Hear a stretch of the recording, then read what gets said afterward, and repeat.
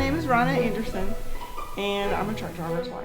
I'm originally from Georgia, Atlanta, and my husband is also from Atlanta. We were both born at DeKalb General Hospital, and we met at Norcross High School, where we went together. He was a senior, I was in 9th grade, and we met in art class. So the first thing I did was went into class, and I thought, well, are there any cute guys in here that I can sit with, since everybody's already established their tables? And I got at one table, and I thought there was a cute guy there, but he kind of ignored me. So after about a few days, I decided to change tables, and I noticed another cute guy, so I went and sat by him. And right away he was like, "Oh, you're so tan, you look so cute." And then we started doing art projects the next day. Well, we had clay class, and the clay, we had to roll the clay, and I wasn't really good at it, so he started helping me roll the clay. So this is the art project that I made 27 years ago with my husband. Yes, this is our first creation. Well, I got a D on it, because you can see it's kind of, well, lumpy. Anyway, he talked to the teacher, and they finally decided to give me a better grade. And I gave him my phone number, and I was like, well, I don't know if he's going to call or not, so let's see. And then he called me, which was pretty cool. And then he called me like almost every day. We were married for 7 years before I got pregnant, and I had a lot of difficulty because at that time I had to do 6 weeks of bed rest. And my father had just fell off a ladder and broke his back, so my mother wasn't around to help me either.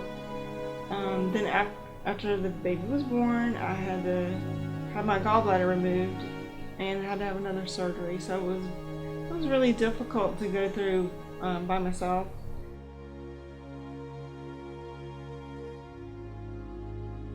A lot of people ask me if I ever get really lonely, but I think that I never get lonely because I'm used to having a truck driver's life.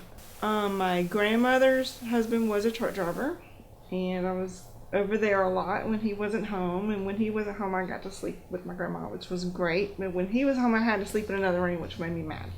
So I always liked it when he wasn't there. And then my father is also a fireman, so I got used to him not being there a lot too, because he only worked every third day.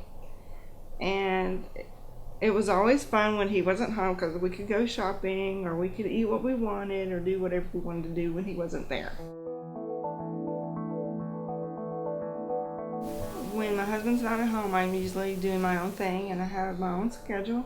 But then when he's home, I feel like I have to dedicate a lot of my time to go towards what he wants to do, and sometimes this time is so limited that you have to plan ahead to make sure you spend time together. I'm sure his list is a mile long of all the things that he's thought about on the road the whole time he's been gone that he wants to come home and do. And sometimes I have to remind him, hey, I would like to spend some time with you, or do a dinner, or go fix something in the yard, like the tree has fell on the fence, or whatever has happened that would need his attention. Sometimes it's hard to tell him on the phone that when you get home I need you to do this, or I need you to do that. And sometimes I feel like I want to just let him do whatever he needs to do, because he doesn't have time to do whatever he wants to do when he comes home.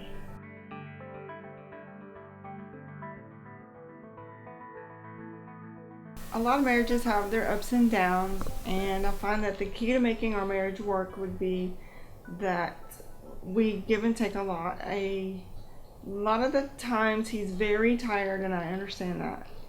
It's like when you take a vacation and you come home, you just want to take another vacation sometimes. I went on the road with him one time, and when I got back I was exhausted. So that's how I kind of understood how tiring it was to actually be a truck driver, and what kind of rest he needed when he gets home, and I try not to stress him out. I'm a pretty laid back person, and I think that really helps. That you can't marry someone who is dramatic and needs a lot of attention, and marrying the right person definitely helps. He does have quite a temper. Sometimes he goes to bed mad at me for no reason. Well, I say no reason, but for whatever reason. We usually make up the next day. He does say he's sorry, which is very important. It took him a long time to learn to say he was wrong a lot of times, but that helps too. That if he apologizes, then my heart's not so broken. Because it's hard to be mad at somebody when they're leaving the house and then they're not going to be home for a week, and you don't know if they're going to even call you. If they're so mad at you, you don't even know what they're going to do.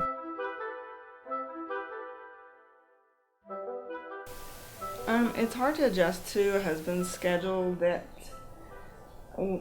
is always gone on the road. He will call you, and you can always make plans for the weekend or whatever. And usually when they first get home, you get really excited. You want to go to the door and meet them and everything. And usually when he comes home, he wants to go sit at the table and open his mail and be quiet. So I've learned that if I actually want to tell him anything important, that I can write it down and put it on his mail, and that way he will get the message.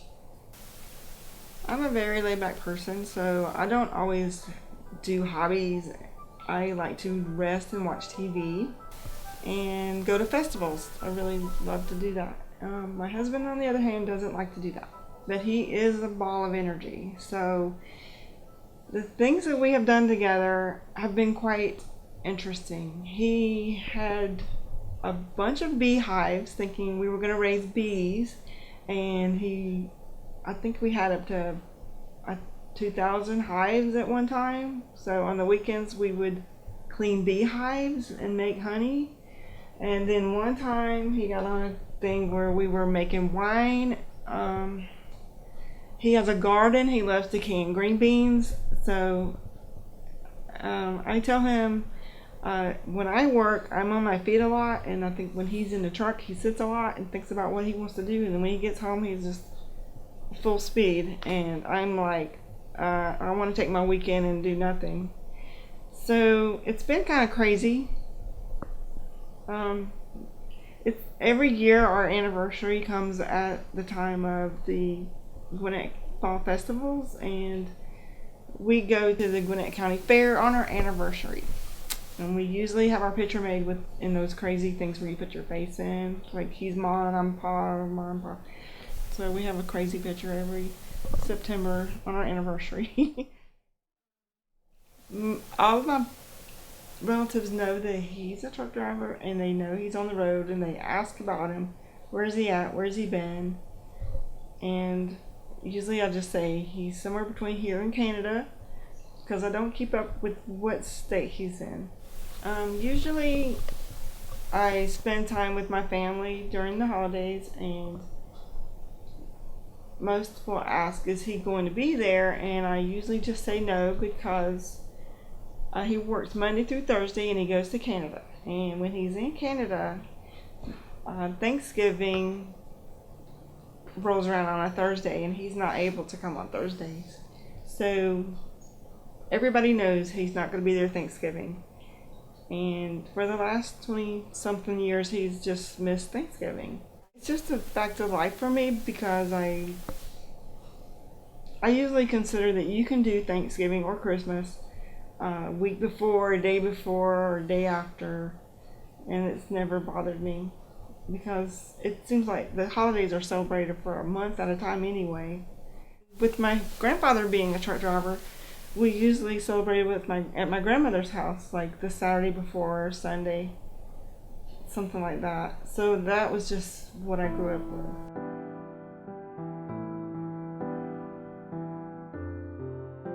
I don't know if he enjoys being a truck driver. Sometimes he complains a lot, but I don't think he would be doing any other job.